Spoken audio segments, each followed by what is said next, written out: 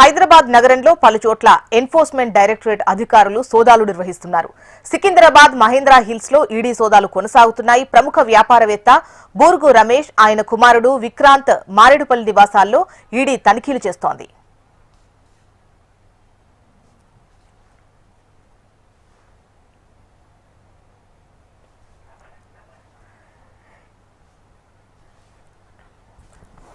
హైదరాబాద్ నగరంలో పలుచోట్ల enforcement directorate అధికారులు సోదాలు నిర్వహిస్తున్నట్టుగా తెలుస్తోంది.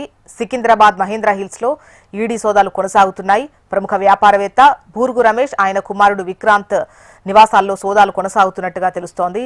ఈడీ రైట్స్ కు సంబంధించి డీటెయిల్స్ మనకు హైదరాబాద్ బ్యూరో చీఫ్ రమణ అందిస్తారు. రమణ,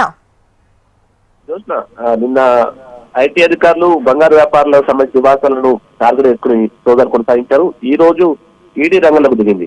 నిన్న ఐటీ చెల్లింపులకు సంబంధించిన తేడాలు గుర్తించింది ఐటీ.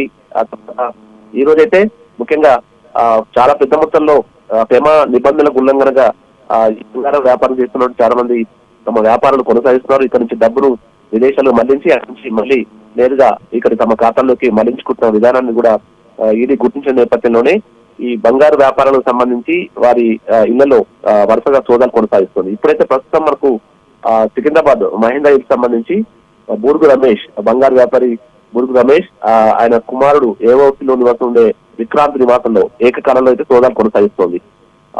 బంగారాన్ని ముఖ్యంగా బ్లాక్ మార్కెట్ లో అమ్మకాలు చేస్తున్నారు. నిబంధనల విరుద్ధంగా అమ్మకాలు కొనసాగుతున్నాయి. ఎలాంటి అనుమతులు లేని బంగారం ఇక్కడ పెద్ద ఎత్తున విక్రయాలు జరుగుతున్నటువంటి ఆరోపణ నేపథ్యంలోనే నిన్న ఐటీ అధికారులు సోదాలు చేశారు. ఈ సమాచారం అందుకున్న ఈడీ మొత్తంగా తాముకు తామే ప్రస్తుతం ఈ సోదాలు కొనసాగిస్తోంది.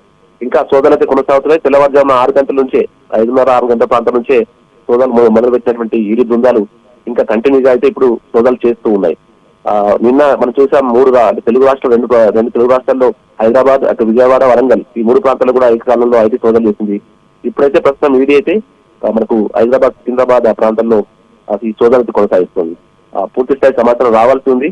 ప్రధానంగా ఇంతకు నేను చెప్పినట్టుగా ప్రమాణ నిబంధనల విరుద్ధంగానే వీరు ఈ డబ్బును బయట దేశంలో పంపించడం, మళ్ళీ ఇక్కడికి తీసుకురావడం ఎంత కూడా పెద్ద మొత్తం జరుగుతున్నట్టుగా ఆరోపణలు వినిపిస్తున్న నేపథ్యంలోనే ఈడీ దానిపై ఫోకస్ పెట్టి ప్రస్తుతం వారి నివాసాలు సోదాలు చేస్తున్నట్టు సమాచారం ఉంది. రైట్ రమణ.